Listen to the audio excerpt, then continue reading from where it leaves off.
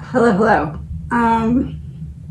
This video is going to be a little bit different, and I want to thoroughly explain to you what I'm going to do and why, so that you can understand. This is probably going to be a 2 to 3 part video. Sometimes I channel things in that would be helpful to other things going on, okay? What I channeled this time, or kind of called towards me,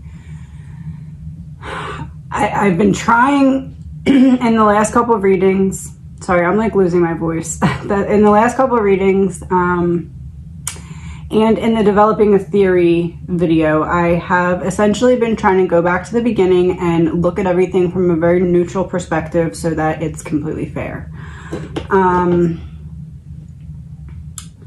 I've been trying to like map out what I feel like the mindset of Brian could be if he's guilty versus if he's innocent. And then whenever something happens, I try to look at it from both perspectives. If he's guilty, why would he have done that? If he's innocent, why would he have done that? There's some pieces of it though that I've been struggling to make sense of.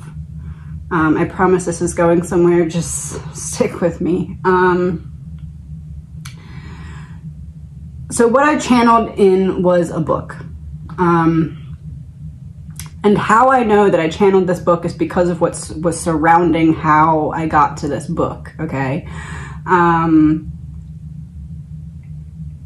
This is kind of going to go off course, but I have to explain it to you so that you can understand why I feel as though it's channeled.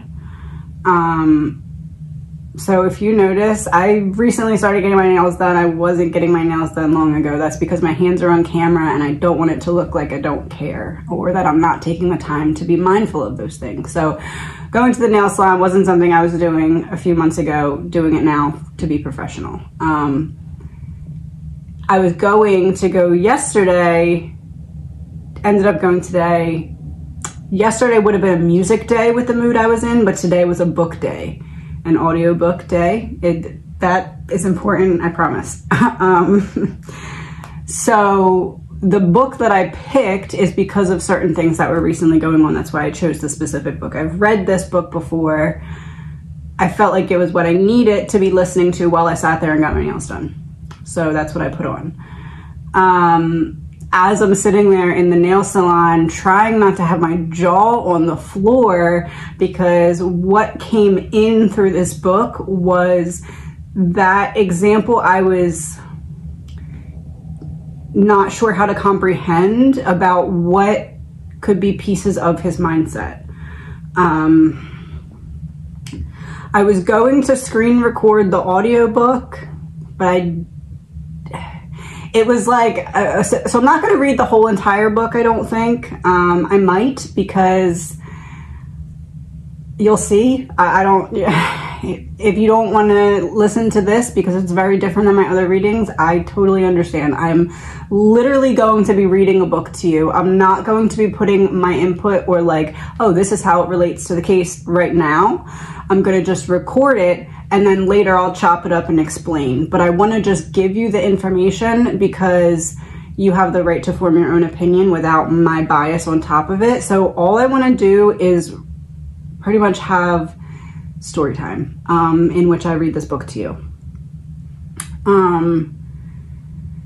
As I said, I've read this book before. I didn't pick it up for the reason that ended up coming from it.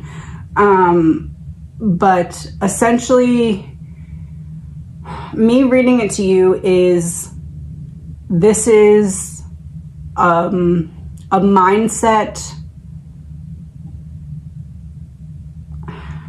composition that should be considered.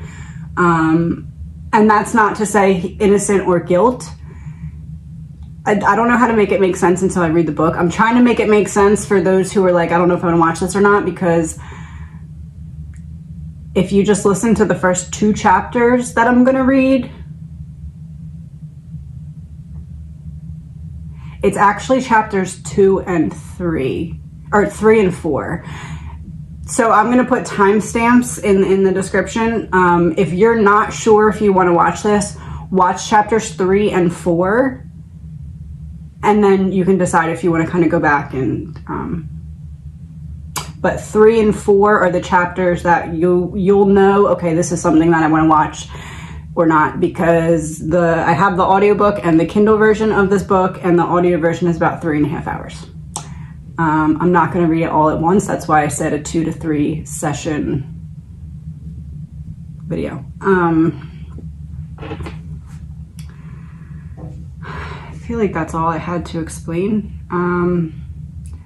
So basically, the point of me doing this is to present a possible mindset that could help you understand Brian better, regardless if he's innocent or guilty.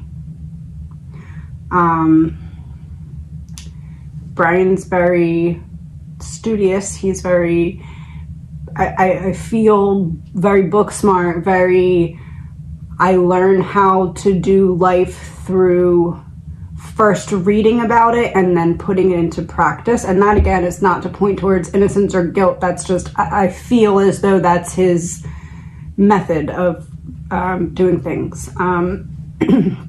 So this book essentially talks about the mindset of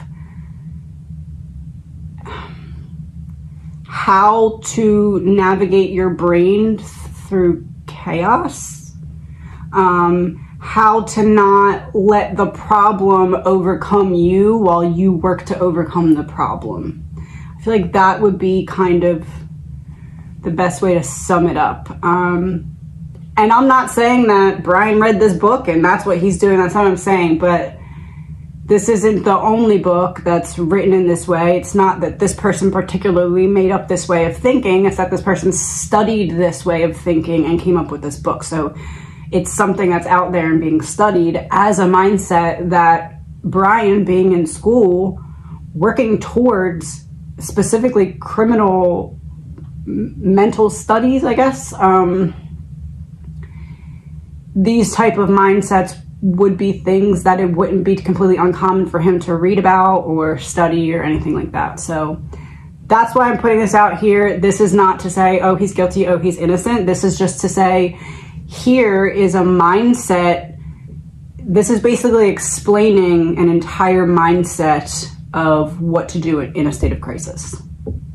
How to, if you can't go through the problem, how to control your psyche while you find a way around it, even if there doesn't look like there's one possible. So this is going to be a long one because I kept re-listening and I was like, okay, I'll read it to there, and then I would go to the next chapter. I'm like, okay, I'll read that chapter too, and then so I'm up to like the 6th chapter right now, and I know for a fact that I wanted to include all of them. I don't remember the rest of the book. It probably has been about 4 years since I read it the first time. I'm going to probably guess that I'm going to include most of, if not all of the book. So let's begin. The book that I'm going to be reading is called The Obstacle is the Way: The Timeless Art of Turning Trials into Triumph, and it is by Ryan Holiday. I will link it in the description. They have an audio version, paperback version, I believe a hardback version, and a Kindle version. Very good book.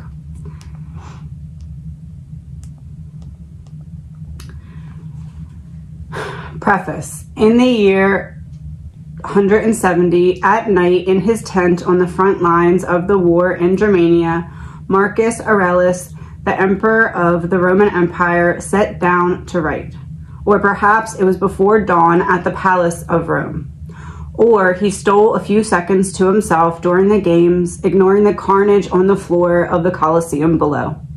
The exact location is not important. What matters is that this man, known today as the last of the 5 good emperors, sat down to write. Not to an audience or for publication, but to himself, for himself.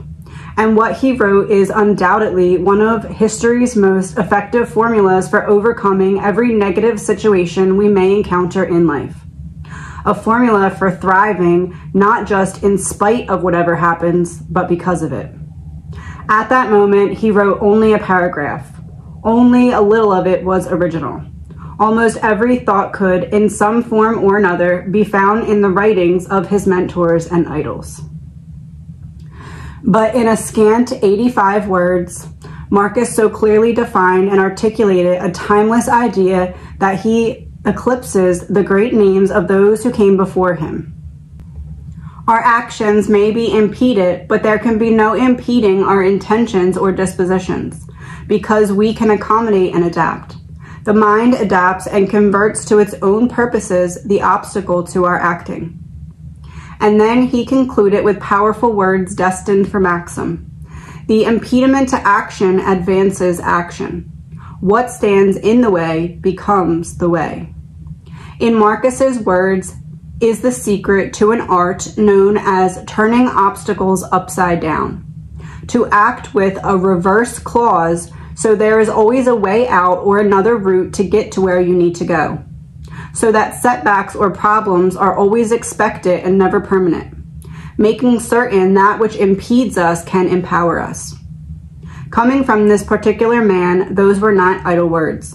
In his own reign of some 19 years, he would experience nearly constant war, a horrific plague, possible infidelity, an attempt at the throne by one of his closest allies, repeated and arduous travel across the empire, from Asia Minor to Syria, Egypt, Greece, and Austria, a rapidly depleting treasury, an incompetent and greedy stepbrother as co-emperor, and so on and so forth.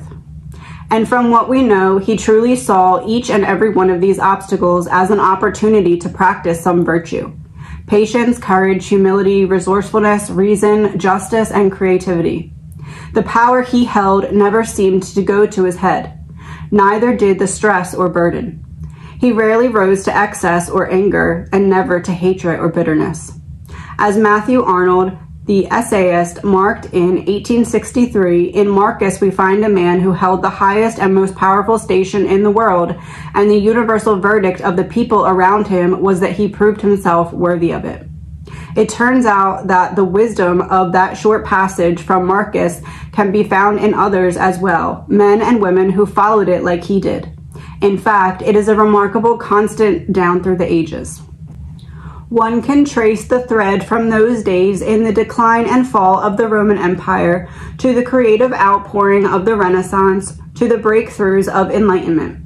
It's seen starkly in the pioneer spirit of the American West, the perseverance of the Union cause during the Civil War, and in the bustle of the Industrial Revolution. It appeared again in the bravery of the leaders of the Civil Rights Movement and stood tall in the prison camps of Vietnam. And today it surges in the DNA of the entrepreneurs of Silicon Valley. This philosophic approach is the driving force of self-made men and the successor to those in positions with great responsibility or great trouble. On the battlefield or in the boardroom, across oceans and many centuries, members of every group, gender, class, cause, and business have had to confront obstacles and struggle to overcome them, learning to turn those obstacles upside down. That struggle is the one constant in all of their lives. Knowingly or not, each individual was part of an ancient tradition, employing it to navigate the timeless terrain of opportunities and difficulties, trial and triumph. We are the rightful heirs to this tradition. It is our birthright. Whatever we face, we have a choice. Will we be blocked by obstacles, or will we advance through and over them? We might not be emperors, but the world is still constantly testing us. It asks, are you worthy? Can you get past the things that inevitably fall in your way? Will you stand up and show us what you're made of?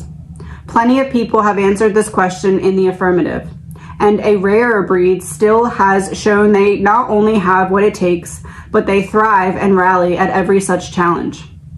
That the challenge makes them better than if they'd never faced the adversity at all. Now it's your turn to see if you're one of them, if you'll join their company. This book will show you the way. Introduction. This thing in front of you, the issue, this obstacle, this frustrating, unfortunate, problematic, unexpected problem preventing you from doing what you want to do. That thing you dread or secretly hope will never happen. What if it wasn't so bad? What if embedded inside it or inherent in it were certain benefits only for you? What would you do? What do you think most people would do? Probably what they've always done and what you are doing right now, nothing. Let's be honest, most of us are paralyzed. Whatever our individual goals, most of us sit frozen before the many obstacles that lie ahead of us. We wish it weren't true, but it is. What blocks us is clear, systematic, decaying institutions, rising unemployment, skyrocketing costs of education, and technological disruption. Individual, too short, too old, too scared, too poor, too stressed, no access, no backers, no confidence. How skilled we are at cataloging what holds us back. Every obstacle is unique to each of us, but the responses they elicit are the same. Fear, frustration, confusion, helplessness, depression, anger. You know what you want to do, but it feels like some invisible enemy has you boxed in, holding you down with pillows. You try to get somewhere, but something invariably blocks the path, following and thwarting each move you make. You have just enough freedom to feel like you can move, just enough to feel like it's your fault when you can't seem to follow through or build momentum. We're dissatisfied with our jobs, our relationships, our place in the world. We are trying to get somewhere, but something stands in the way. So we do nothing. We blame our bosses, the economy, our politicians, other people, or we write ourselves off as failures or our goals as impossible, when really only one thing is at fault: our attitude and approach. There have been countless lessons and books about achieving success, but no one ever taught us how to overcome failure, how to think about obstacles, how to treat and triumph over them. And so we are stuck. Beset on all sides, many of us are disoriented, reactive, and torn. We have no idea what to do. On the other hand, not everyone is paralyzed. We watch in awe as some of us seem to turn those very obstacles which stymie us into launching pads for themselves. How do they do that? What's the secret? Even more perplexing, earlier generations faced whose problems were fewer safety nets and fewer tools. They dealt with the same obstacles we have today, plus the ones they worked so hard to try to eliminate for their children and others. And yet we're still stuck. What do these figures have that we lack? What are we missing? It's simple: a method and a framework for understanding, appreciating, and acting upon the obstacles life throws at us. John D. Rockefeller had it. For him, it was cool-headedness and self-discipline. Demetrius, the great Athenian orator, had it. For him, it was a relentless drive to improve himself through action and practice. Abraham Lincoln had it. For him, it was humility, endurance, and compassionate will. There are other names you'll see again and again in this book: Ulysses S. Grant, Thomas Edison, Margaret Thatcher, Samuel Z. Mercury, Amelia Earhart, Erwin Rommel, Dwight D. Eisenhower, Richard White, Jack Johnson, Theodore Roosevelt, Steve Jobs, James Stockdale, Laura Ingalls Wilder, Barack Obama. Some of these men and women faced unimaginable horrors, from imprisonment to debilitating illnesses, in addition to day-to-day frustrations that were no different from ours. Some of these men and women faced unimaginable horrors, from imprisonment to debilitating illnesses, in addition to day-to-day frustrations that were no different from ours. They dealt with the same rivalries, political headwinds, drama, resistance, conservatism, breakups, stresses, and economic calamities, or worse. Subjected to those pressures, these individuals were transformed. They were transformed along the lines that Andy Grove, former CEO of Intel, outlined when he described what happens to businesses in tumultuous times.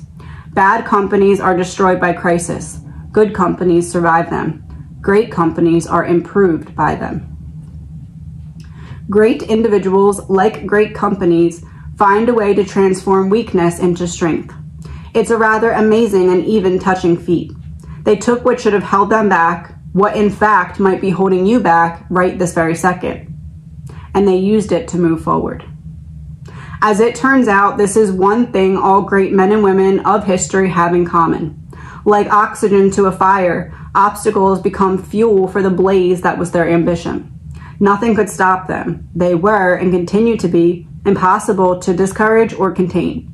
Every impediment only served to make the inferno within them burn with greater ferocity. These were people who flipped their obstacles upside down, who lived the words of Marcus and followed a group which Circio called the only quote-unquote real philosophers, the ancient Stoics, even if they'd never read them. They had the ability to see obstacles for what they were, the ingenuity to tackle them, and the will to endure a world mostly beyond their comprehension and control. Let's be honest, most of the time we don't find ourselves in horrible situations. We must simply endure. Rather, we face some minor disadvantage or get stuck with some less than favorable conditions. Or we're trying to do something really hard and find ourselves outmatched, overstretched, or out of ideas. Well, the same logic applies. Turn it around, find some benefit, use it as fuel. It's simple. Simple, but of course not easy. This is not a book about gushing, hazy optimism. This is not a book that tells you to deny when stuff sucks or to turn the other cheek when you've been completely screwed over. There will be no folksy sayings or cute, utterly ineffectual proverbs.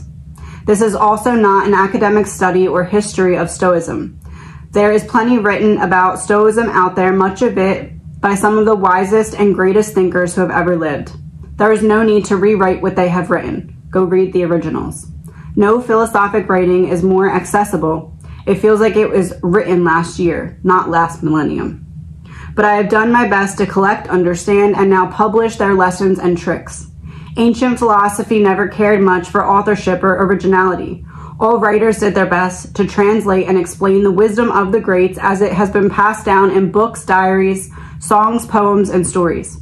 All of these refined in the crucible of human experience over thousands of years. This book will share with you their collective wisdom in order to help you accomplish the very specific and increasingly urgent goal we all share: overcoming obstacles. Mental obstacles, physical obstacles, emotional obstacles, perceived obstacles. We face them every day, and our society is collectively paralyzed by this. If all this book does is make facing and dismantling such stumbling blocks a little easier, it will be enough. But my aim is higher. I want to show you the way to turn every obstacle into an advantage. So this will be a book of ruthless pragmatism and stories from history that illustrate the arts of relentless persistence and indefeatable ingenuity. It teaches you how to get unstuck, un-effed, and unleashed. How to turn the many negative situations we encounter in our lives into positive ones, or at least to snatch whatever benefit we can from them, to steal good fortune from misfortune. It's not just, how can I think this is not so bad? No, it is how to will yourself to see that this must be good, an opportunity to gain new foothold, move forward, or go in a better direction. Not be positive, but learn to be ceaselessly creative and opportunistic. Not, this is not so bad, but I can make this good. Because it can be done. In fact, it has and is being done every day. That's the power we will unlock in this book. The obstacles that lie before us. There is an old Zen story about a king whose people had grown soft and entitled. Dissatisfied with the state of affairs, he hoped to teach them a lesson. His plan was simple. He would place a large boulder in the middle of a main road, completely blocking entry into the city. He would then hide nearby and observe their reactions. How would they respond? Would they band together to remove it, or would they get discouraged, quit, and return home? With growing disappointment, the king watched as subject after subject came to this impediment and turned away, or at best, tried half-heartedly before giving up. Many openly complained or cursed the king or fortune or bemoaned the inconvenience, but none managed to do anything about it. After several days, a lone peasant came along his way into town. He did not turn away. Instead, he strained and strained, trying to push it out of the way. Then an idea came to him. He scrambled into the nearby woods to find something he could use for leverage. Finally, he returned with a large branch. He had crafted into a lever and deployed it to dislodge the massive rock from the road. Beneath the rock was a purse of gold coins and a note from the king which said, "The obstacle in the path becomes the path. Never forget. Within every obstacle is an opportunity to improve our condition." What holds you back? The physical, size, race, distance, disability, money? The mental, fear, uncertainty, inexperience, prejudice? Perhaps people don't take you seriously, or maybe you think you're too old, or you lack support or enough resources. Maybe laws or regulations restrict your options, or your obligations do, or false goals and self-doubt. Whatever it is, here you are. Here we all are. And these are obstacles, I get it. No one is denying that. But run down the list of those who came before you.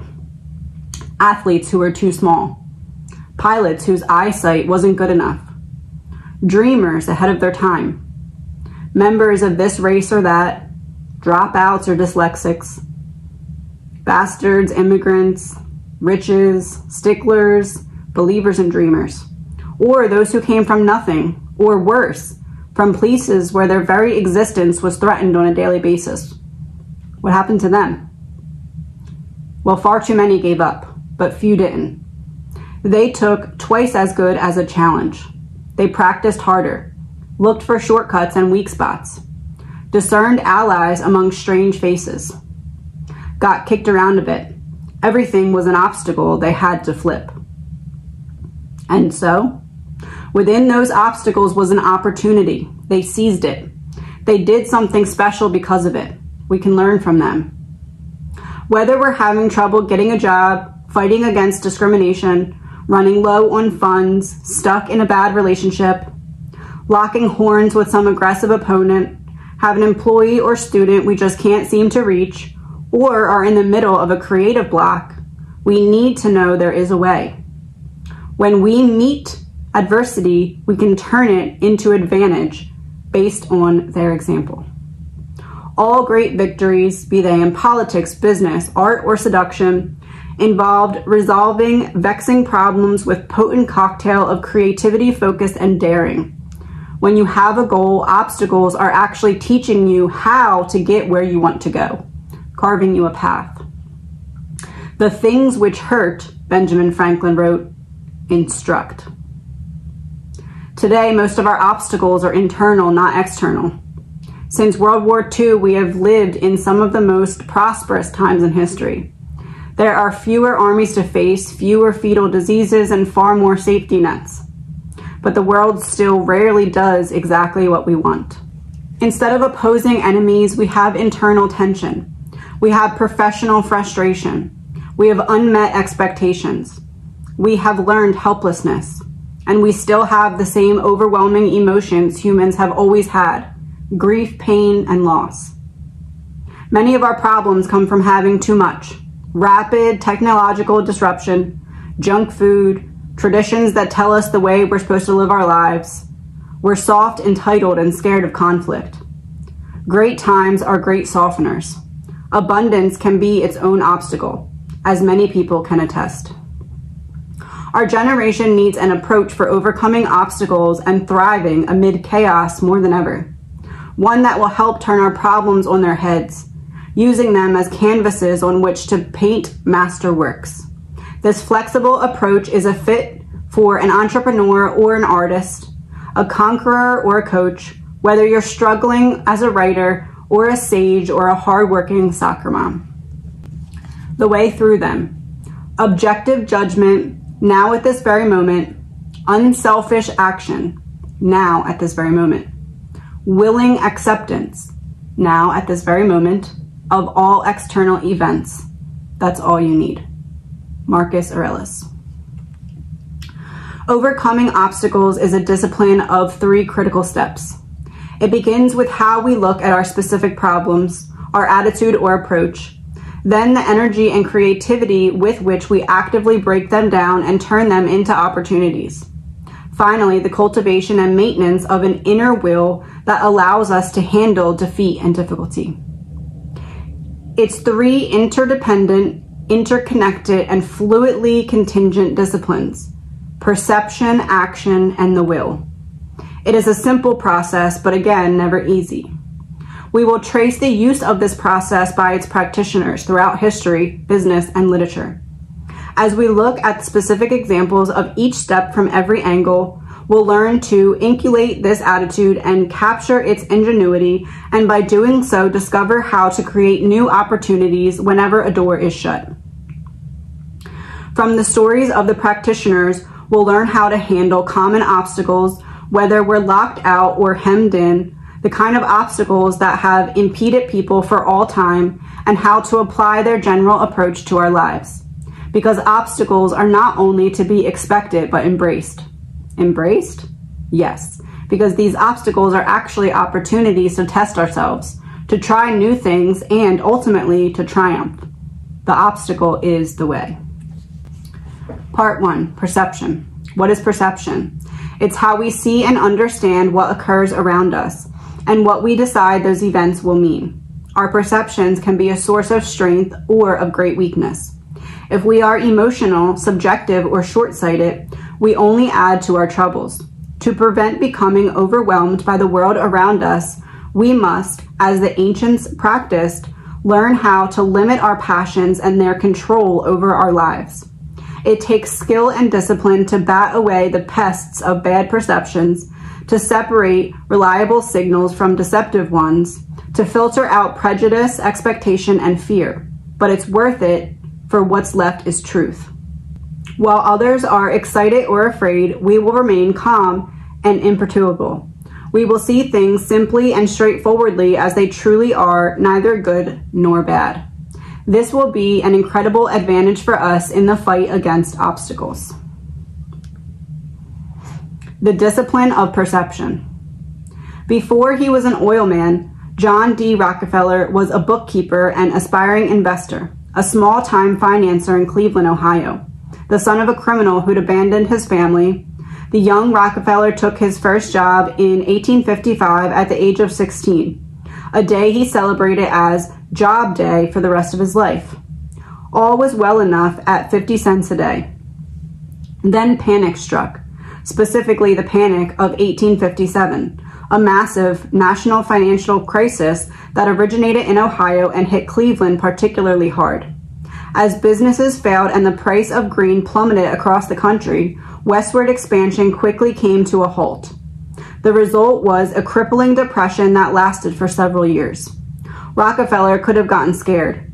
Here was the greatest market depression in history, and it hit him just as he was finally getting the hang of things.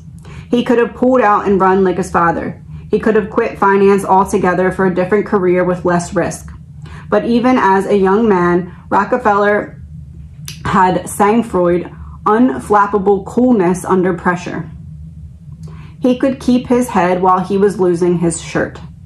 Better yet, he had his head while everyone else lost theirs. And so, instead of bemoaning this economic upheaval, Rockefeller easily observed the momentous events. Almost perversely, he chose to look at it all as an opportunity to learn, a baptism in the market. He quietly saved his money and watched what others did wrong. He saw the weaknesses in the economy that many took for granted and how this left them all unprepared for change or shocks. He internalized an important lesson that would stay with him forever. The market was inherently unpredictable and often vicious. Only the rational and disciplined mind could hope to profit from it. Speculation led to disaster, he realized, and he needed to always ignore the mad crowd and its inclinations. Rockefeller immediately put those insights to use. At 25, a group of investors offered to invest approximately $500,000 at his direction if he could find the right oil wells in which to deploy the money. Grateful for the opportunity, Rockefeller set out to tour the nearby oil fields. A few days later, he shocked his backers by returning to Cleveland empty-handed, not having spent or invested $1 of the funds. The opportunity didn't feel right to him at the time, no matter how excited the rest of the market was, so he refunded the money and stayed away from drilling. It was this intense self-discipline and objectivity that allowed Rockefeller to seize advantage from obstacle after obstacle in his life. During the Civil War and the panics of 1873, 1907, and 1929, as he once put it, he was inclined to see the opportunity in every disaster. To that he could add, he had the strength to resist temptation or excitement, no matter how seductive, no matter what the situation. Within 20 years of that first crisis, Rockefeller would alone control 90% of the oil market. His greedy competitors had perished. His nervous colleagues had sold their shares and left the business. His weak-hearted doubters had missed out. For the rest of his life, the greater the chaos, the calmer Rockefeller would become, particularly when others around him were either panicked or mad with greed. He would make much of his fortune during these market fluctuations because he could see while others could not. This insight lives on today in Warren Buffett's famous adage to be fearful when others are greedy and greedy when others are fearful. Rockefeller, like all great investors, could resist impulse in favor out of cold, hard common sense. One critic in all of Rockefeller's empire described the Standard Oil Trust as a mythical protein creature capable of metamorphosing with every attempt by the competitors or the government to dismantle it. They meant it as a criticism, but it was actually a function of Rockefeller's personality: resilient, adaptable, calm, brilliant. He could not be rattled, not by economic crisis, not by a glittery mirage of false opportunities, not by aggressive, bullying enemies, not even by federal prosecutors for whom he was notoriously difficult witness to cross-examine, never rising to take the bait or defend himself or get upset. Was he born this way? No. This was learned behavior. And Rockefeller got his lesson in the discipline somewhere. It began in that crisis of 1857 in what he called the School of Adversity and Stress. "Oh, how blessed young men are who have to struggle for a foundation and beginning in life," he once said. "I shall never cease to be grateful for the 3.5 years of apprenticeship and the difficulties to be overcome all along the way." Of course, many people experienced the same perilous times as Rockefeller. They all attended the same school of bad times, but few reacted as he did. Not many had trained themselves to see opportunity inside this obstacle, that what befell them was not unsalvageable misfortune, but the gift of education, a chance to learn from a rare moment in economic history. You will come across obstacles in life, fair and unfair, and you will discover, time and time again, that what matters most is not what these obstacles are, but how we see them, how we react to them, and whether we keep our composure. You will learn that this reaction determines how successful we will be in overcoming or possibly thriving because of them. Where one person sees a crisis, another can see an opportunity. Where one is blinded by success, another sees reality with ruthless objectivity. Where one loses control of emotions, another can remain calm. Desperation, despair, fear, powerlessness, these reactions are functions of our perceptions. You must realize, nothing makes us feel this way. We choose to give in to such feelings, or, like Rockefeller, choose not to. And it is precisely at this divergence between how Rockefeller perceived his environment and how the rest of the world typically does, that his nearly incomprehensible success was born. His careful, cautious self-confidence was an incredible form of power. To perceive what others see as negative as something to be approached rationally, clearly, and most important, as an opportunity, not as something to fear or bemoan. Rockefeller is more than just an analogy. We live in our own Gilded Age. In less than a decade, we've experienced 2 major economic bubbles. Entire industries are crumbling. Lives have been disrupted. What feels like unfairness abounds. Financial downturns, civil unrest, adversity. People are afraid and discouraged, angry and upset, and gathered at Zuckety Park, or in communities online, as they should be, right? Not necessarily. Outward appearances are deceptive. What's within them, beneath them, is what matters. We can learn to perceive things differently, to cut through the illusions that others believe or fear. We can stop seeing the problems in front of us as problems. We can learn to focus on what things really are. Too often we react emotionally, get despondent, and lose our perspective. All this does is turn bad things into really bad things. Unhelpful perceptions can invade our minds, that sacred place of reason, action, and will, and throw off our compass. Our brains evolved for an environment very different from the one we currently inhabit. As a result, we carry all kinds of biological baggage. Humans are still primed to detect threats and dangers that no longer exist. Think of the cold sweat when you're stressed out about money, or the fight or flight response that kicks in when your boss yells at you. Our safety is not truly at risk here, but there is little danger that we will starve or that violence will break out, though it certainly feels that way sometimes. We have a choice about how we respond to this situation, or any situation for that matter. We can be blindly led by these primal feelings, or we can understand them and learn to filter them.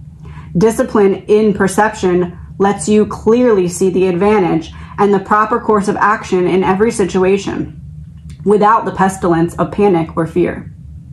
Rockefeller understood this well and threw off the fetters of bad, destructive perceptions.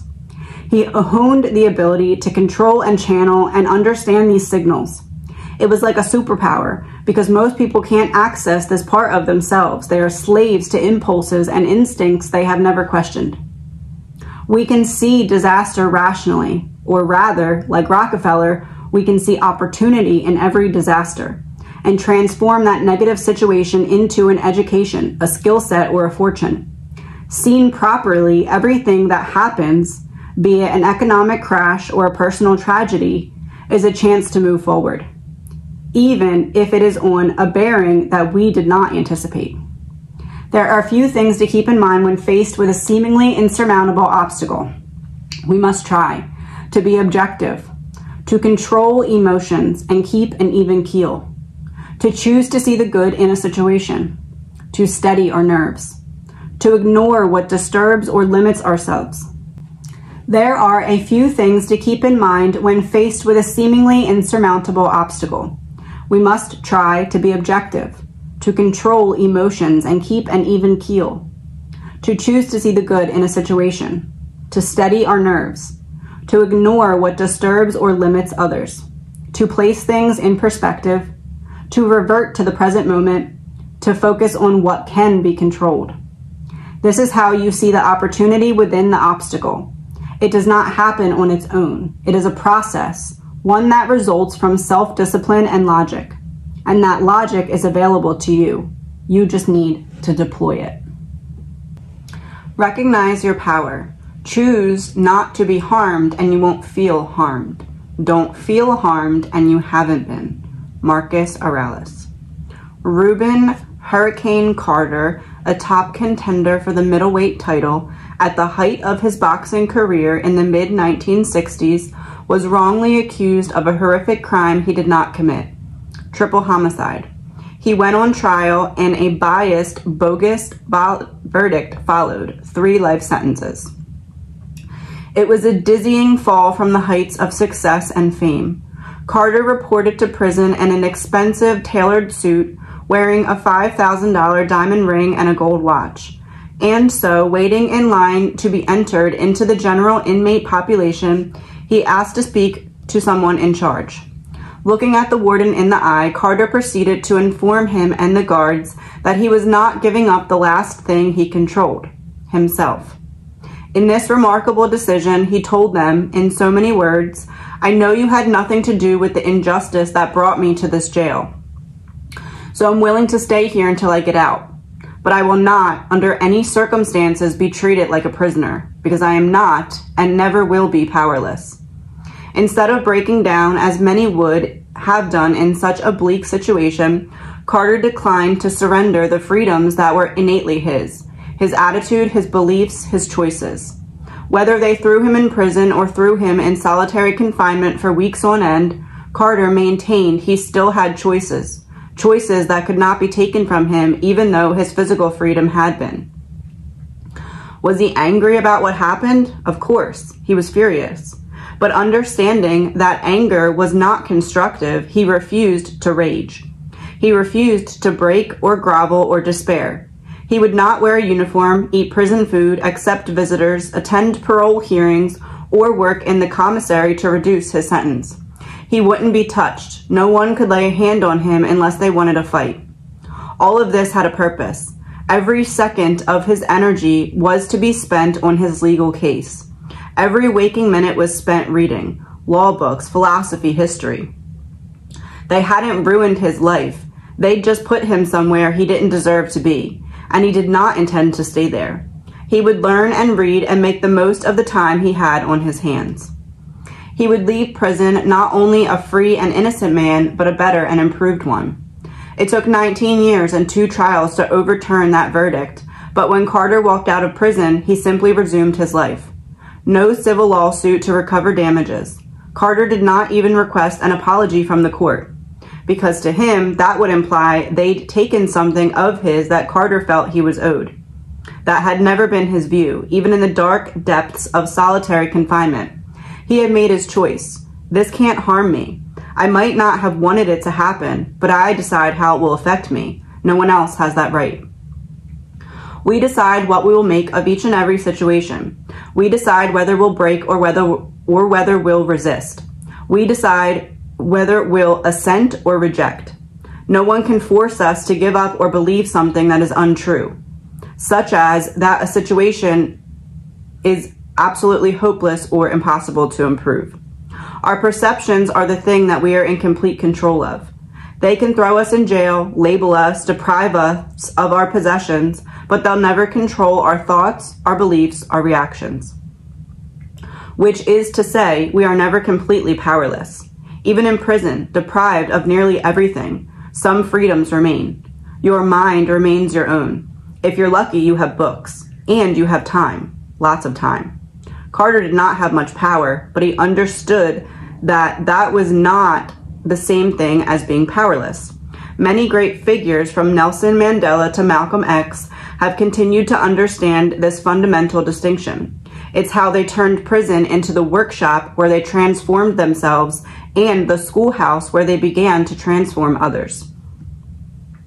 If an unjust prison sentence can be not only salvaged but transformative and beneficial, then for our purposes, nothing we'll experience is likely without potential benefit.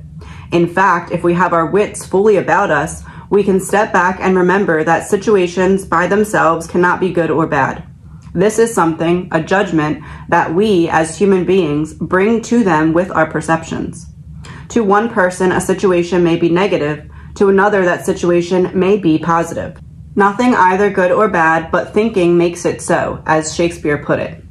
Laura Ingalls Wilder, author of the classic series Little House, lived that idea. Facing some of the toughest and unwelcoming elements on the planet, harsh and unyielding soil, Indian territory, Kansas prairies, and the humid backwoods of Florida. Not afraid, not jaded, because she saw it all as an adventure. Everywhere was a chance to do something new, to persevere with cheery pioneer spirit, whatever fate befell her and her husband. That isn't to say she saw the world through delusional rose-colored glasses. Instead, she simply chose to see each situation for what it could be, accompanied by hard work and a little upbeat spirit. Others make the opposite choice. As for us, we face things that are not nearly as intimidating. This is how obstacles become obstacles. In other words, through our perception of events, we are complicit in the creation as well as the destruction of every one of our obstacles. There is no good or bad without us. There is only perception. There is the event itself and the story we tell ourselves about what it means. That's a thought that changes everything, doesn't it? An employee in your company makes a careless mistake that costs you business. This can be exactly what you spend so much time and effort trying to avoid. Or, with a shift in perception, it can be exactly what you were looking for. the chance to pierce through defenses and teach a lesson that can be learned only by experience. A mistake becomes training. Again, the event is the same. Someone messed up, but the evaluation and the outcome are different. With one approach, you took advantage. With other, you succumbed to anger or fear. Just because your mind tells you that something is awful or evil or unplanned or otherwise negative doesn't mean you have to agree. Just because other people say that something is hopeless or crazy or broken to pieces doesn't mean it is. We decide what story to tell ourselves, or whether we will tell one at all. Welcome to the power of perception. Applicable in each and every situation. Impossible to obstruct. It can only be relinquished, and that is your decision. Steady your nerves. What such a man needs is not courage, but nerve control, cool-headedness. This he can get only by practice. Theodore Roosevelt. Ulysses S. Grant once sat for a photo shoot with the famous Civil War photographer Matthew Brady. The studio was too dark, so Brady sent an assistant up to the roof to uncover a skylight. The assistant slipped and shattered the window.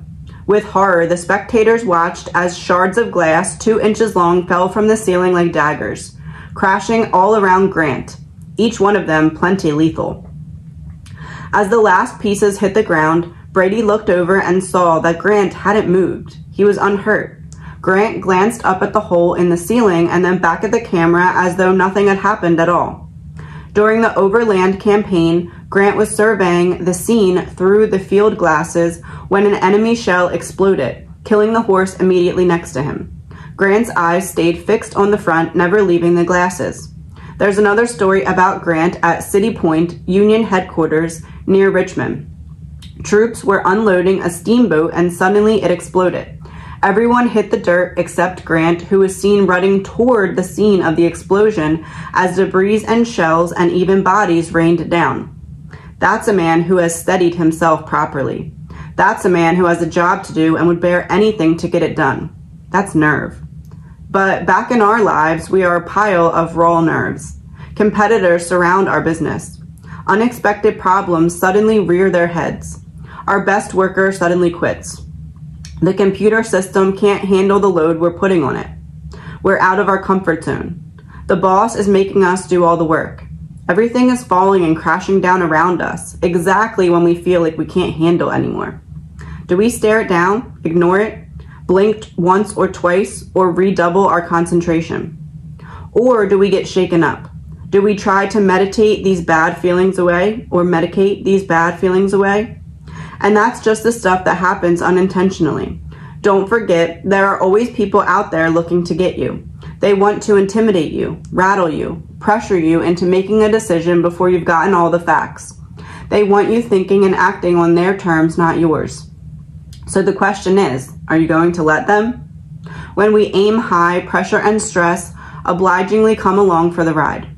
Stuff is going to happen that catches us off guard, threatens us or scares us.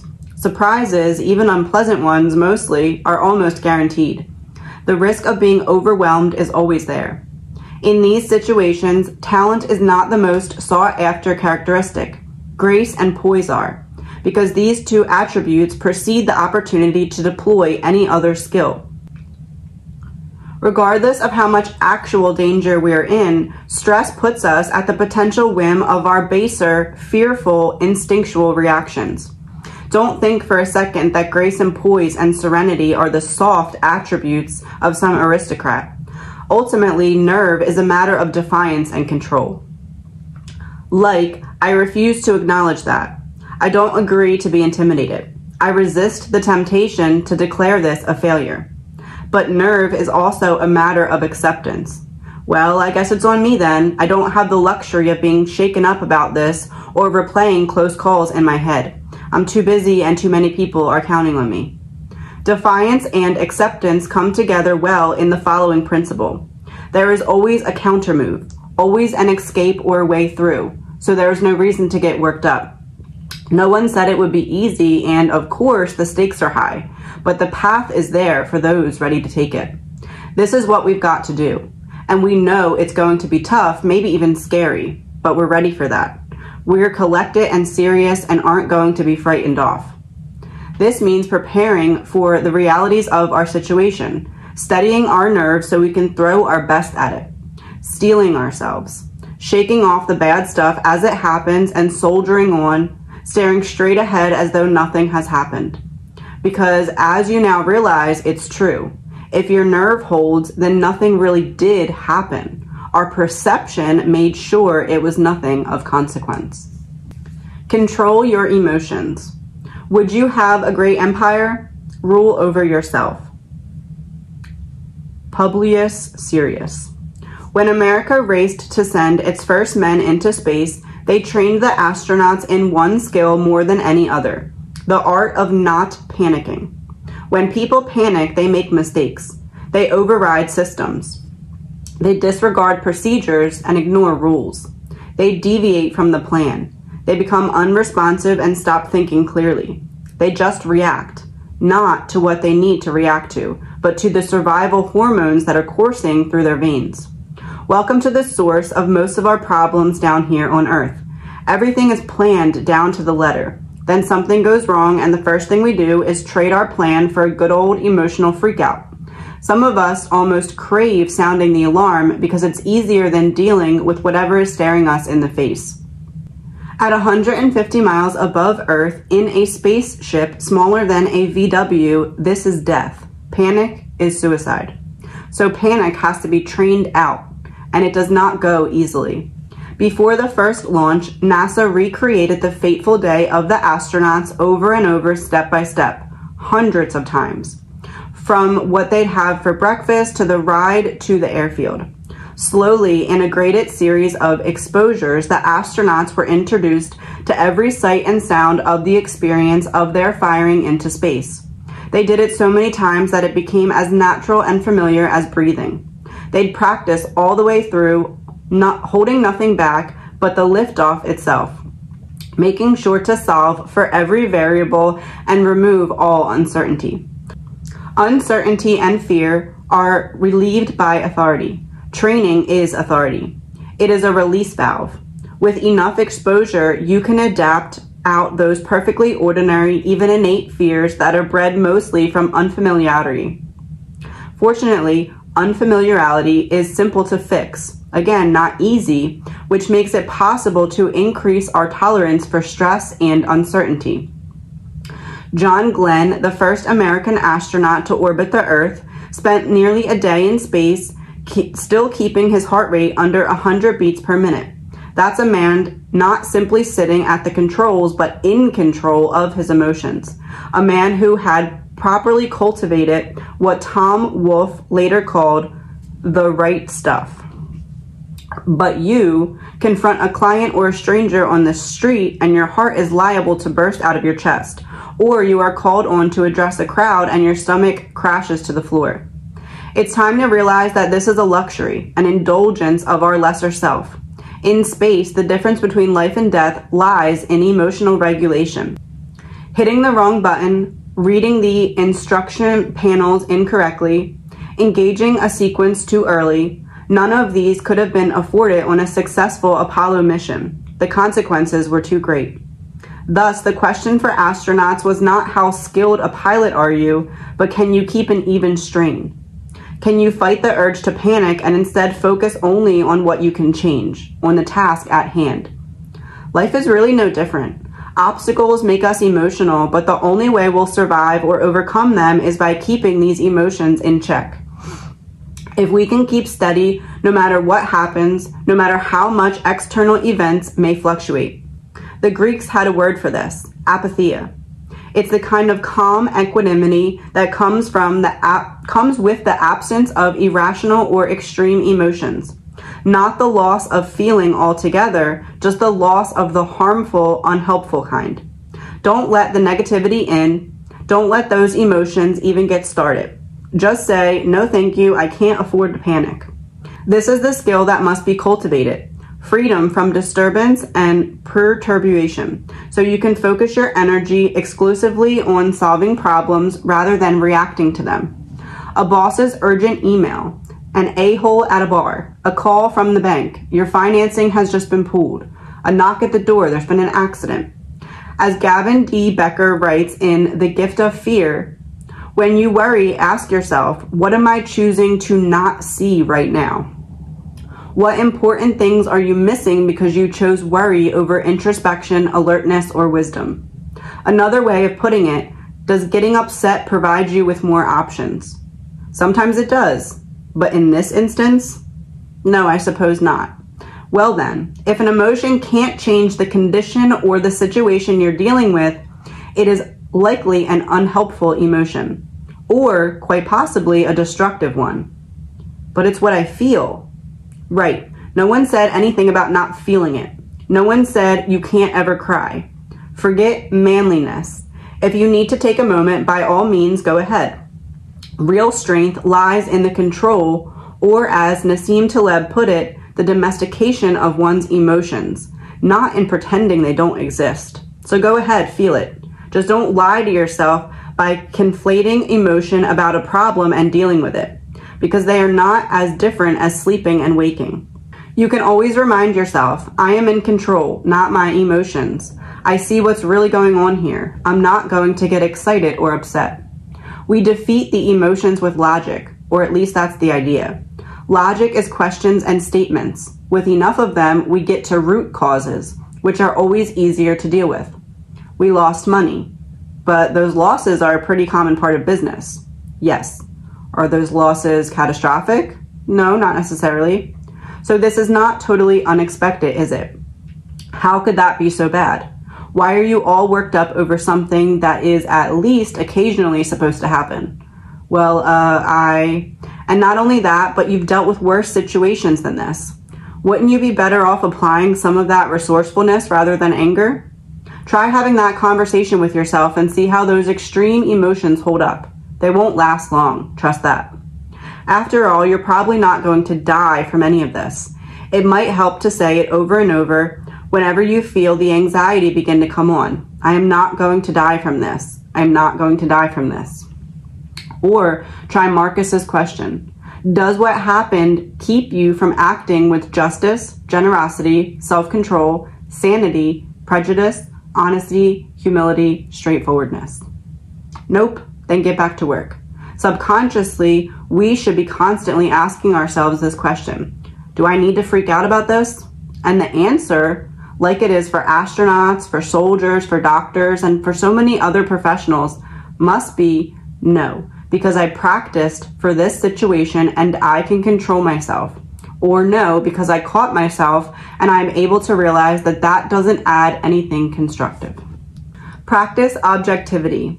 Don't let the force of an impression when it first hit knock you off your feet. Just say to it, hold on a moment, let me see who you are and what you represent. Let me put you to the test. Officious. The phrase, this happened and it is bad, is actually two impressions. The first, this happened, is objective. The second, it is bad, is subjective. The 16th century samurai swordsman Miyamoto won countless fights against feared opponents, even multiple opponents, in which he was swordless.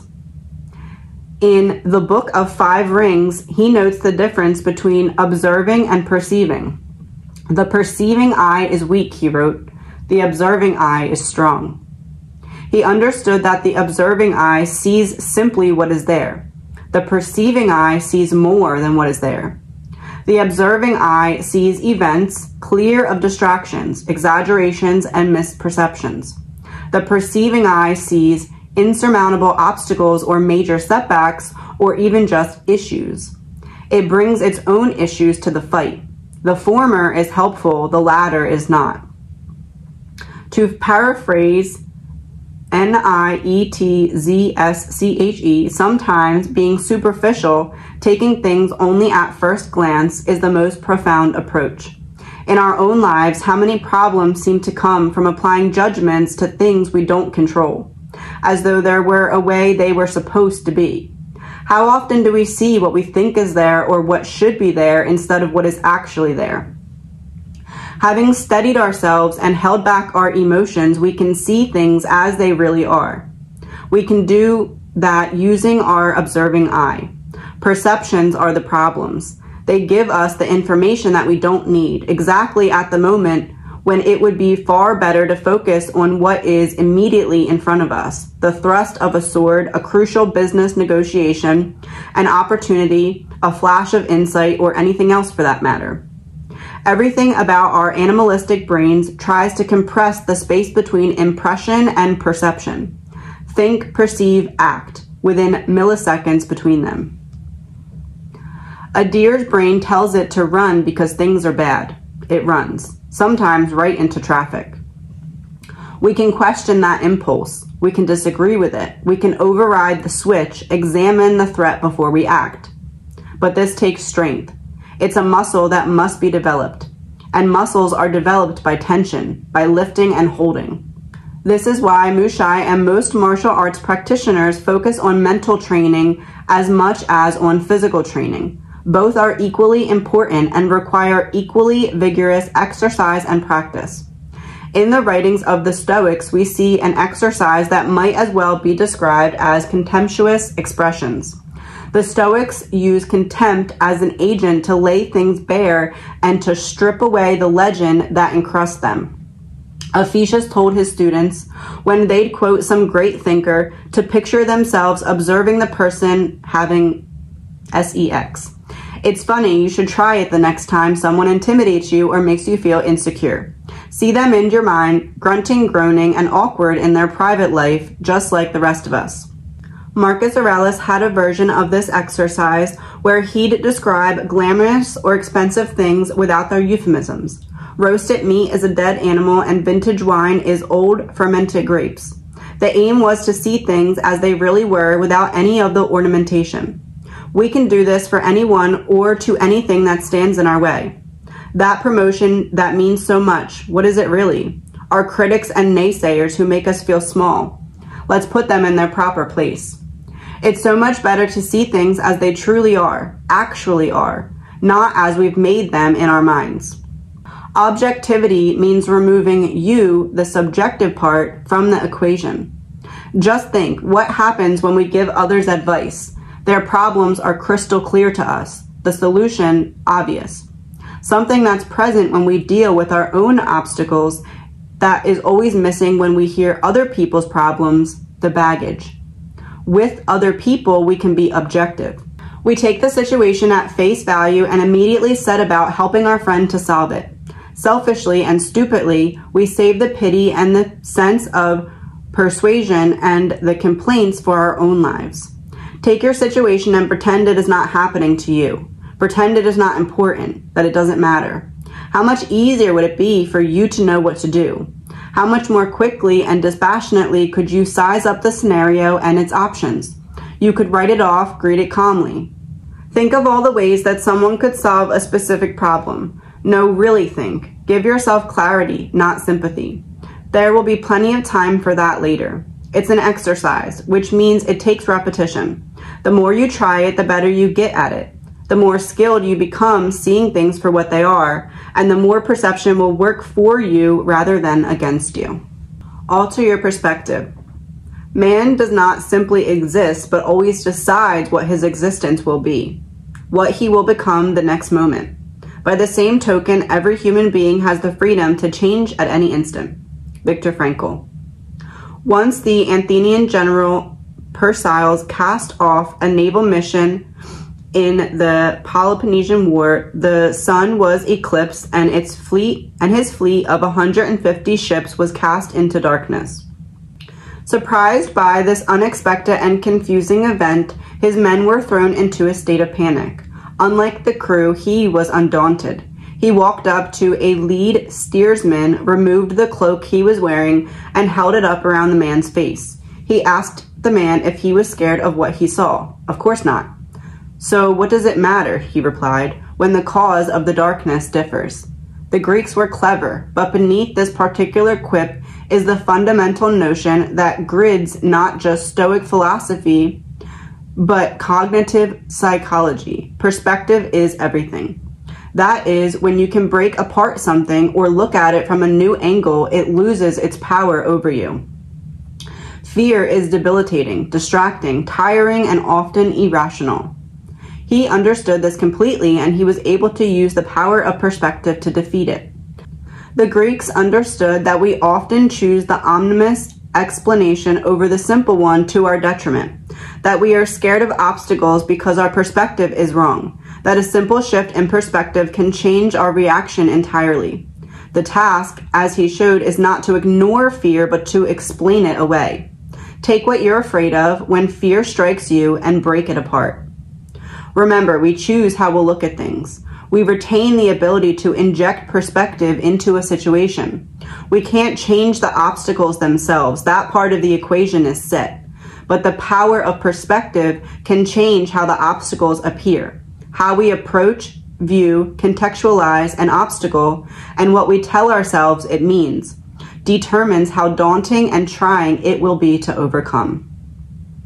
It's your choice whether you want to put I in front of something. I hate public speaking. I screwed up. I am harmed by this. These add an extra element, you in relation to the obstacle, rather than just the obstacle itself. And with a wrong perspective, we become consumed and overwhelmed with something actually quite small. So why subject ourselves to that? The right perspective has a strange way of cutting obstacles and adversity down to size. But for whatever reason, we tend to look at things in isolation. We kick ourselves for blowing a deal or having to miss a meeting. Individually, that does suck. We just missed 100% of that opportunity. What we're forgetting in that instance, as billionaire serial entrepreneur Richard Branson likes to say, is that business opportunities are like buses. There's always another one coming around. One meeting is nothing in a lifetime of meetings. One deal is just one deal. In fact, we may actually have dodged a bullet. The next opportunity might be better. The way we look out at the world changes, how we see these things.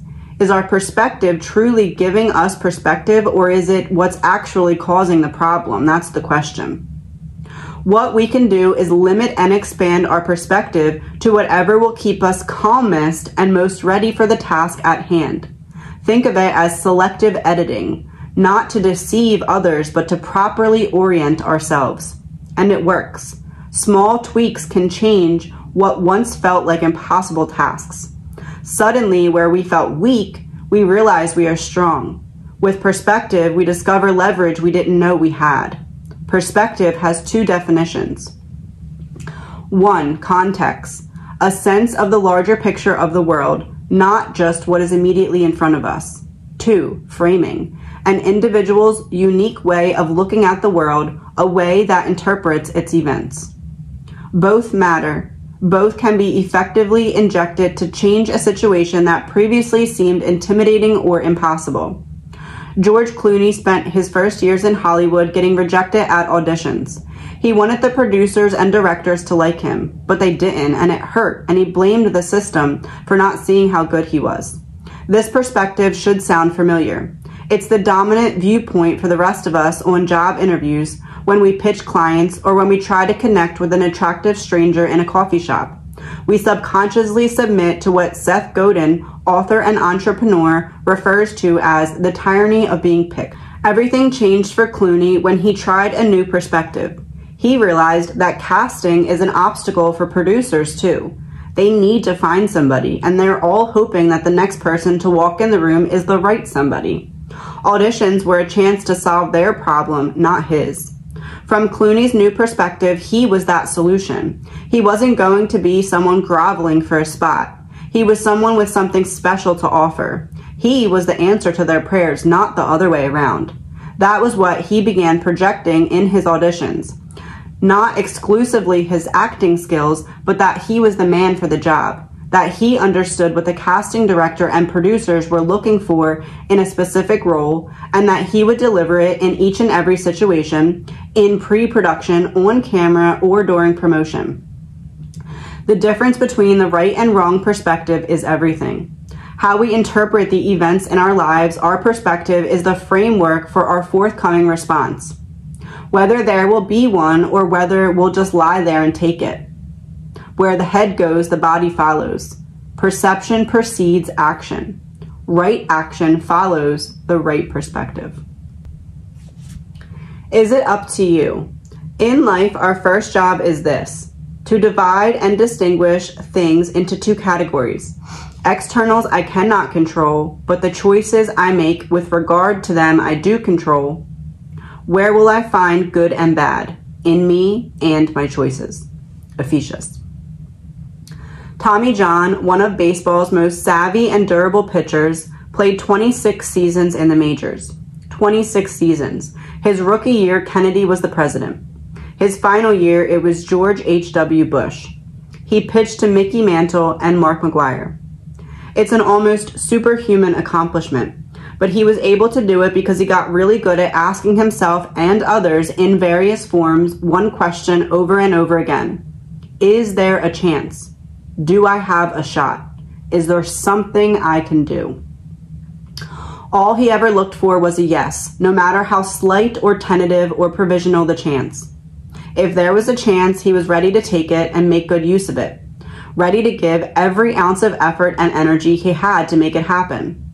If effort would affect the outcome, he would die on the field before he let that chance go to waste. The first time came during the middle of the 1974 season when Tommy John blew out his arm, permanently damaging the ulnar collateral ligament in his pitching elbow.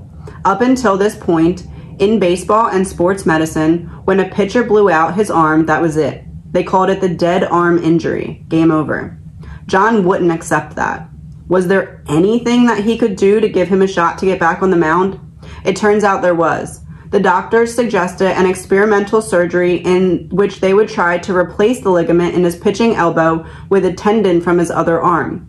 What are the chances of me coming back after this surgery? 1 in 100. And without it, no chance, they said. He could have retired, but there was a 1 in 100 chance.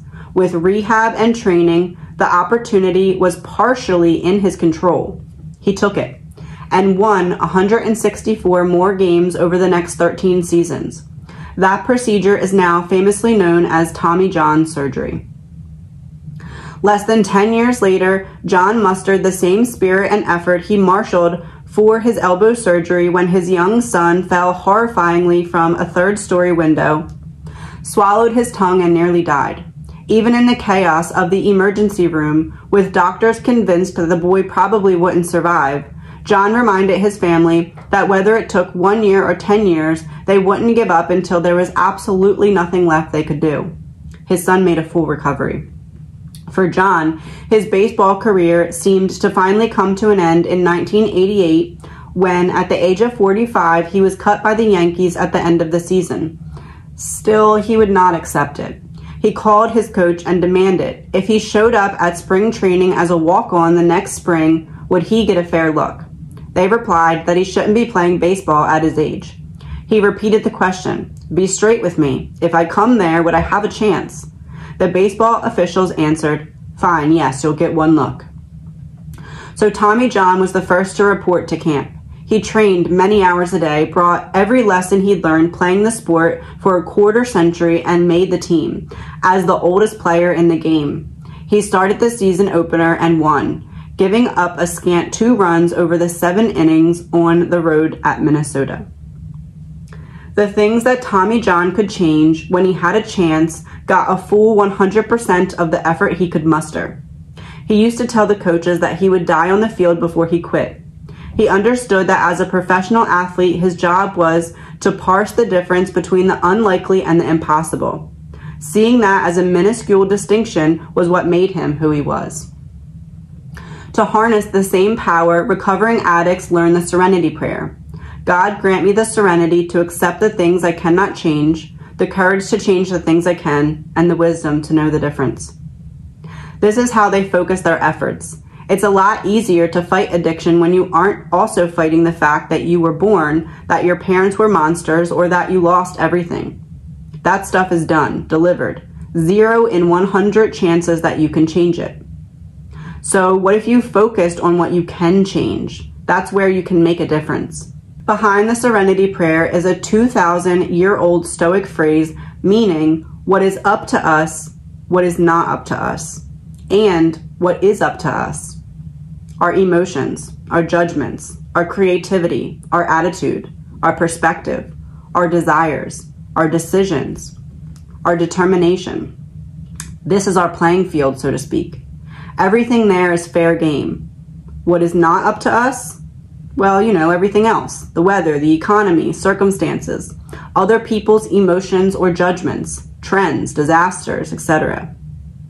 If what's up to us is the playing field, then what is not up to us are the rules and the conditions of the game. Factors that winning athletes make the best of and don't spend time arguing against because there's no point. To argue, to complain, or worse, to just give up, these are choices. Choices that, more often than not, do nothing to get us across the finish line. When it comes to perception, this is the crucial distinction to make.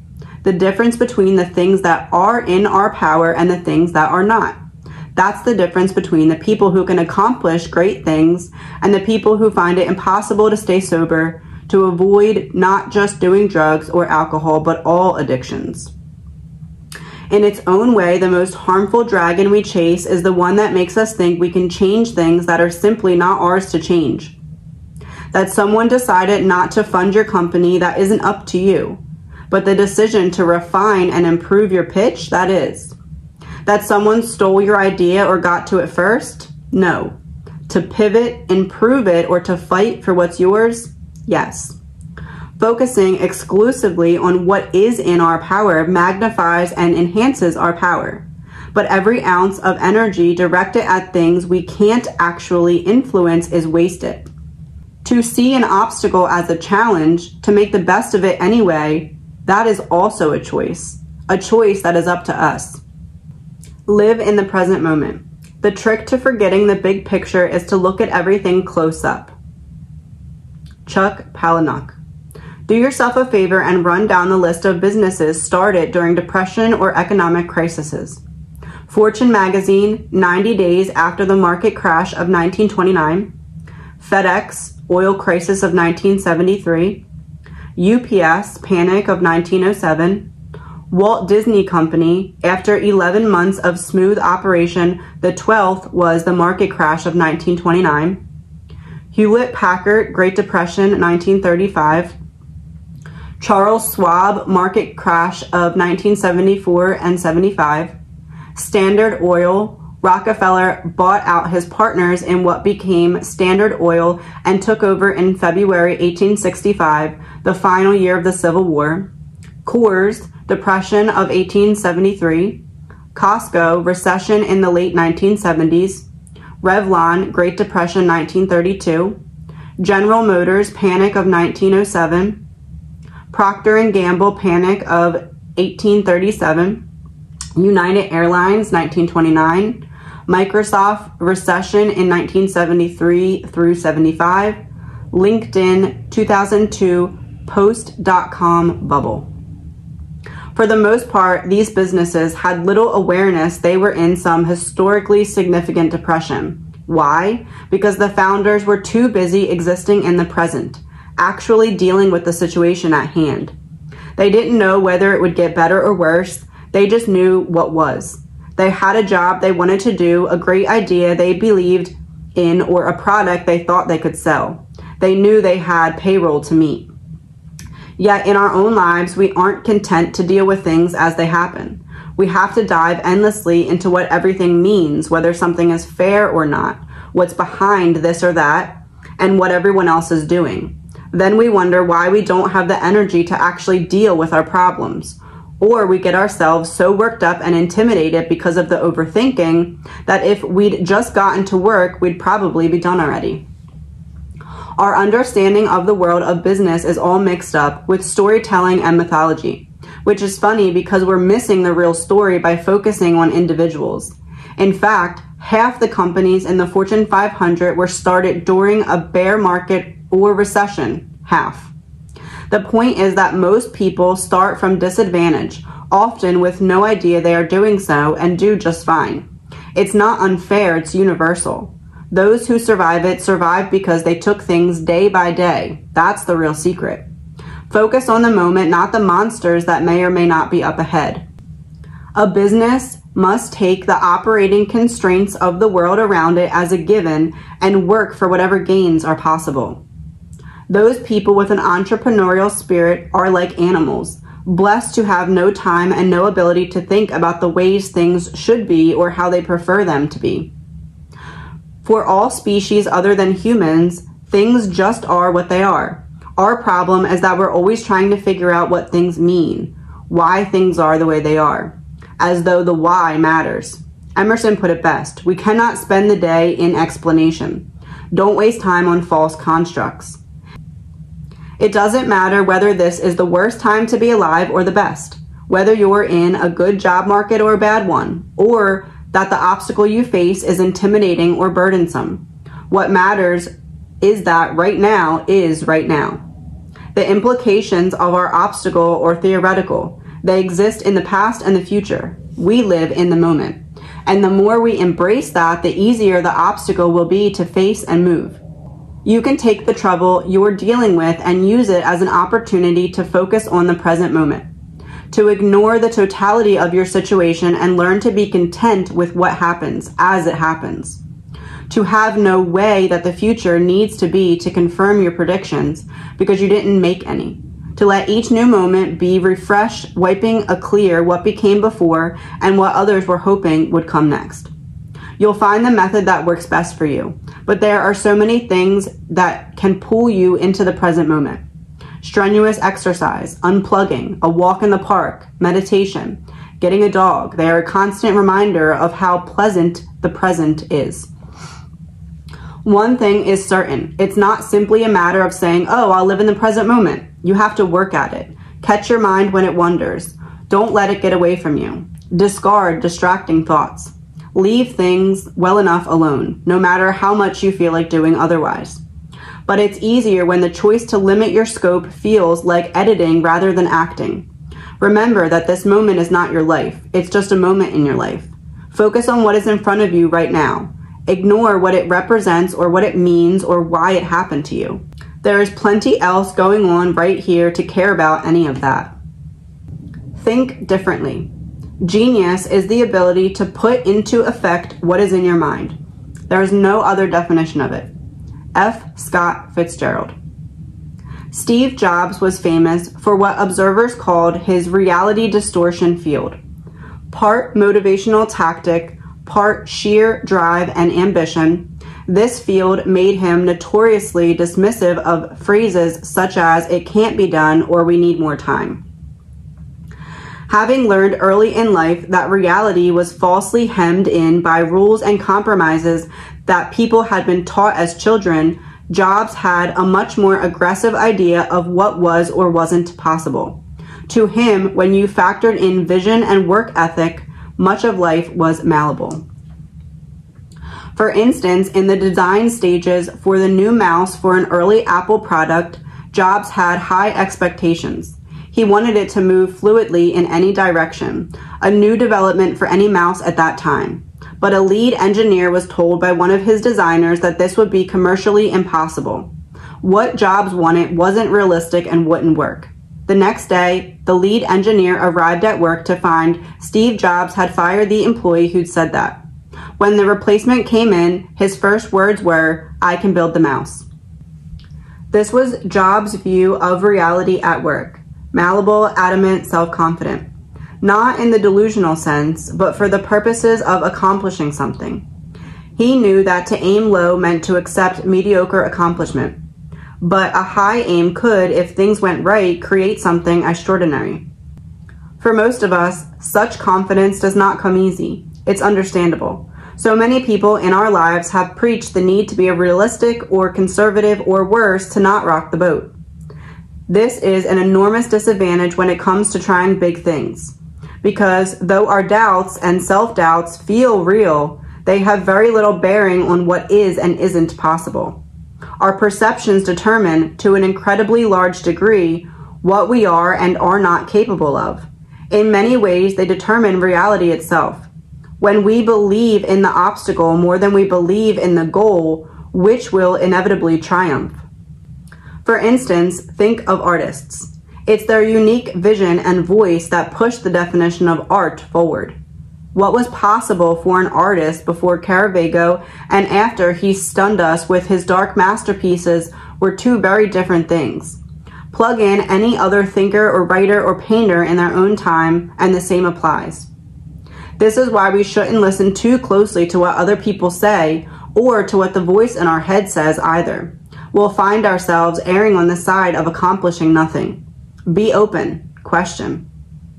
Though, of course, we don't control reality, our perceptions do influence it.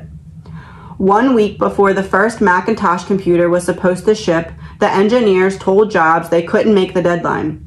On a hastily assembled conference call, the engineers explained that they just needed 2 additional weeks' work before it was ready.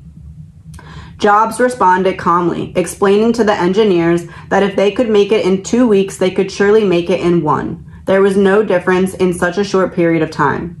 And, more important, since they'd come this far and had done so much good work, there was no way they would not ship on January 16th, the original ship date. The engineers rallied and made their deadline. His insistence pushed them, once again, past what they ever thought possible. Now, how do we usually deal with an impossible deadline handed down from someone above us? We complain. We get angry. We question. How could they? What's the point? Who do they think I am? We look for a way out and feel sorry for ourselves. Of course, none of these things affect the objective reality of that deadline, not in the way that pushing forward can. Jobs refused to tolerate people who didn't believe in their own abilities to succeed, even if his demands were unfair, uncomfortable, or ambitious. The genius and wonder of his products, which often felt impossibly intuitive and futuristic, embody that trait.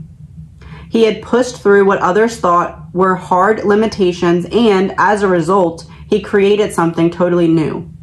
No one believed Apple could make the products it made. In fact, Jobs was pushed out in 1985 because the board members at that time felt that Apple's foray into consumer products was a lunatic plan. Of course, they were wrong. Jobs learned to reject the first judgments and the objections that spring out of them because those objections are almost always rooted in fear. When he ordered a special kind of glass for the first iPhone, the manufacturer was aghast at the aggressive deadline. "We don't have the capacity," they said. "Don't be afraid," Jobs replied. "You can do it. Get your mind around it. You can do it." Nearly overnight, manufacturers transformed their facilities into glass-making places, and within 6 months, they'd made enough for the whole first run of the iPhone. This is radically different from how we've been taught to act. Be realistic, we're told. Listen to feedback. Play well with others. Compromise. What if conventional wisdom is too conservative? It's this all too common impulse to complain, defer, and then give up that holds us back. An entrepreneur is someone with faith in their ability to make something where there was nothing before. To them, the idea that no one has ever done this or that is a good thing. When given an unfair task, some rightly see it as a chance to test what they're made of, to give it all they've got, knowing full well how difficult it will be to win. They see it as an opportunity because it is often in that desperate, nothing-to-lose state that we are our most creative.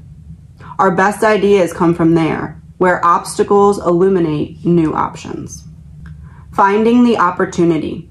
A good person dyes events with his own color and turns whatever happens to his own benefit. Seneca. One of the most intimidating and shocking developments in modern warfare was German blitzkrieg, lightning war. In World War II, the Germans wanted to avoid the drawn-out trench fighting of previous wars, so they concentrated mobile divisions into rapid, narrow offensive forces that caught their enemies completely unprepared. Like the tip of a spear, columns of panzer tanks rushed into Poland, the Netherlands, Belgium, and France with devastating results and little opposition. In most cases, the opposing commanders simply surrendered rather than face what felt like an invincible, indetangible monster being bared down upon them. The blitzkrieg strategy was designed to exploit the flinch of the enemy. He must collapse at the sight of what appears to be overwhelming force. Its success depends completely on this response. The military strategy works because the set upon troops see the offensive force as an enormous obstacle bearing down on them. This is how the Allied opposition regarded the Blitzkrieg for most of the war. They could see only its power and their own vulnerability to it. In the weeks and months after the successful invasion of Normandy by Allied forces, they faced it again, a set of massive German counteroffensives. How could they stop it? Would it throw them back to the very beaches they just purchased at such a high cost? A great leader answered that question. Striding into the conference room at headquarters in Malaysia, General Dwight D. Eisenhower made an announcement. He'd have no more of this quivering timidity from his deflated generals. The present situation is to be regarded as an opportunity for us and not a disaster, he commanded. There will be only cheerful faces at this conference table. In the surging counteroffensive, Eisenhower was able to see the tactical solution that had been in front of him the entire time. The Nazi strategy carried its own destruction within itself. Only then were the Allies able to see the opportunity inside the obstacle rather than simply the obstacle that threatened them. Properly seen, as long as the Allies could bend and not break, this attack would send more than 50,000 Germans rushing headfirst into a net, or a meat grinder, as he eloquently put it. The Battle of the Bulge, and before that the Battle of the Fosse Pocket, both of which were feared to be major reversals, and at the end of the Allies' momentum, in fact, were their greatest triumphs. By allowing a forward wedge of the German army through and then attacking from the sides, the Allies encircled the enemy completely from the rear. The invincible penetrating thrust of the German panzers wasn't just impotent, but suicidal. A textbook example of why you never leave your flanks exposed. More importantly, it's a textbook example of the role of our own perceptions and what they play in the success or failures of those who oppose us. It's one thing to not be overwhelmed by obstacles or discouraged or upset by them. This is something that few are able to do. But after you've controlled your emotions and you can see objectively and stand steadily, the next step becomes possible, a mental flip. So you're looking not at the obstacle, but at the opportunity within it. As Laura Ingalls Wilder put it, there is good in everything if only we look for it. Yet we are so bad at looking. We close our eyes to the gift. Imagine if you'd been in Eisenhower's shoes, with an army racing towards you, and you could see only impending defeat. How much longer would the war have gone on? How many more lives lost? It is our preconceptions that are the problem. They tell us that things should or need to be a certain way, so that when they're not, we naturally assume that we're at a disadvantage or that we'd be wasting our time to pursue an alternate course, when really it's all fair game and every situation is an opportunity for us to act. Let's take a circumstance we've all been in, having a bad boss. All we see is the hell. All we see is the thing bearing down on us. We flinch. But what if you regarded it as an opportunity instead of a disaster? If you mean it when you say you're at the end of your rope and would rather quit, you actually have a unique chance to grow and improve yourself. A unique opportunity to experiment with different solutions, to try different tactics, or to take on new projects to add to your skill set. You can study this bad boss and learn from them, while you fill out your resume and hit up contacts for a better job elsewhere.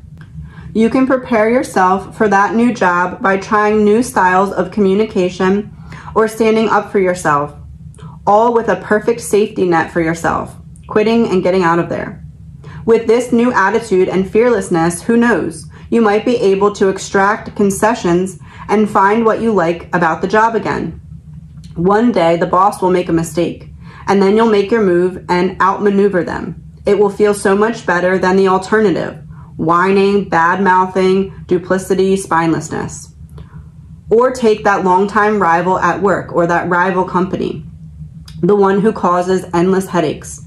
Note the fact that they also keep you alert, raise the stakes, motivate you to prove them wrong, harden you, help you to appreciate true friends, provide an instructive analogue, an example of whom you do not want to become. Or that computer glitch that erased all your work. You will now be twice as good at it since you will do it again.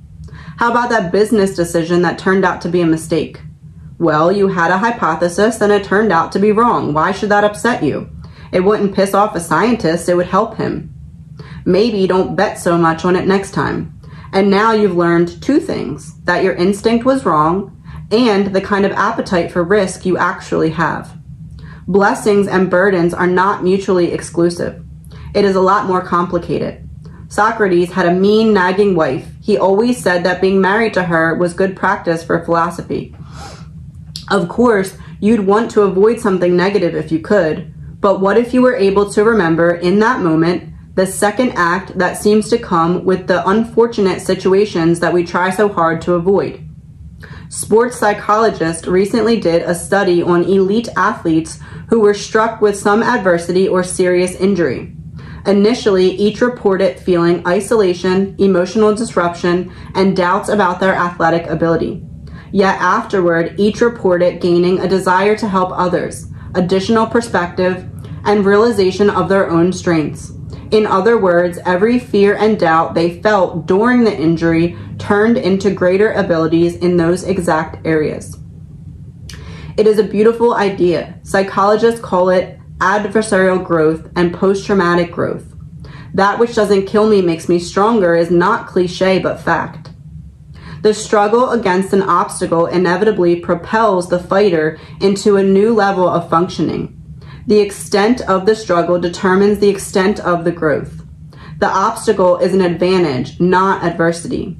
The enemy is any perception that prevents us from seeing this. Of all the strategies we've talked about, this is the one you can always use. Everything can be flipped, seen with this kind of gaze, a piercing look that ignores the package and sees only the gift.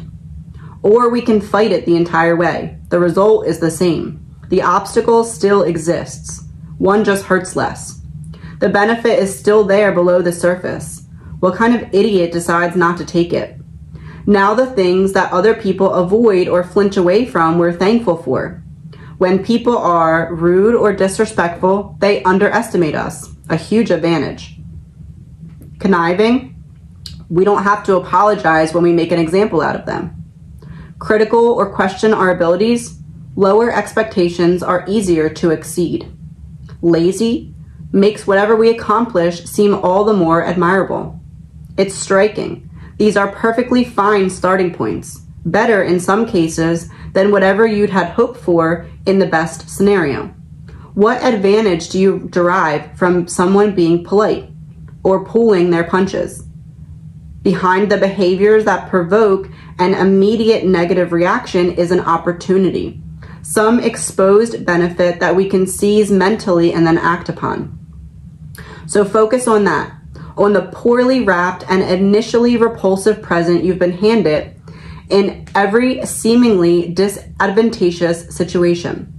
Because beneath the packaging is what we need, often something of real value, a gift of great benefit. No one is taking the glass half full style platitudes here. This must be a complete flip, seeing through the negative, past its underside, into its collaterally the positive. Prepare to act. Then imitate the action of the tiger. Stiffen the sinews, summon up the blood. Shakespeare. Problems are rarely as bad as we think, or rather, they are precisely as bad as we think. It's a huge step forward to realize that the worst thing to happen is never the event, but the event and losing your head. Because then you'll have two problems, one of them unnecessary and post. The demand on you is this: once you see the world as it is, for what it is, then you must act. The proper perception, objective, rational, ambitious, clean, isolates the obstacle and exposes it for what it is. A clearer head makes for steadier hands. And then those hands must be put to work. Good use. We all have to make assumptions in life. We have to weigh the costs and the benefits. No one is asking you to look at the world through rose-colored glasses. No one is asking for noble failure or martyrdom. But boldness is acting anyway, even though you understand the negative and the reality of your obstacle.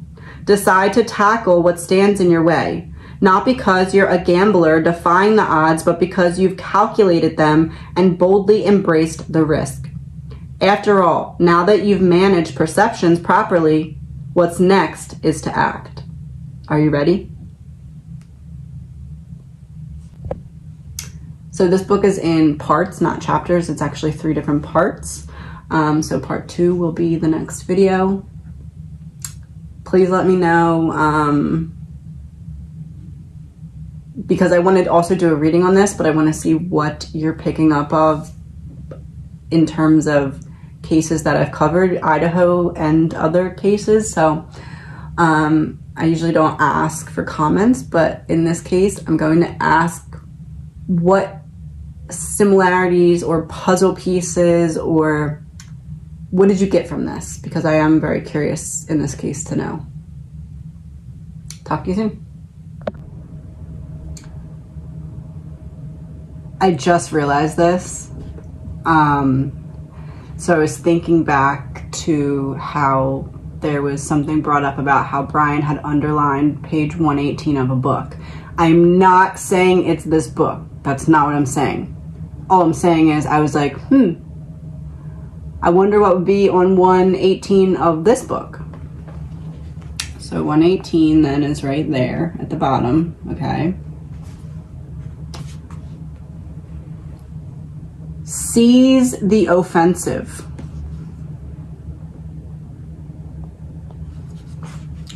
Okay. What got me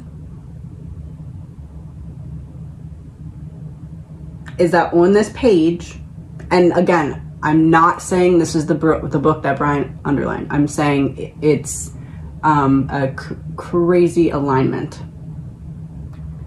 On page 118, there's a quote. The best men are not those who have waited for chances, but who have taken them, besieged chance, conquered the chance, and made chance the servitor. That quote is by E.H. Chapin.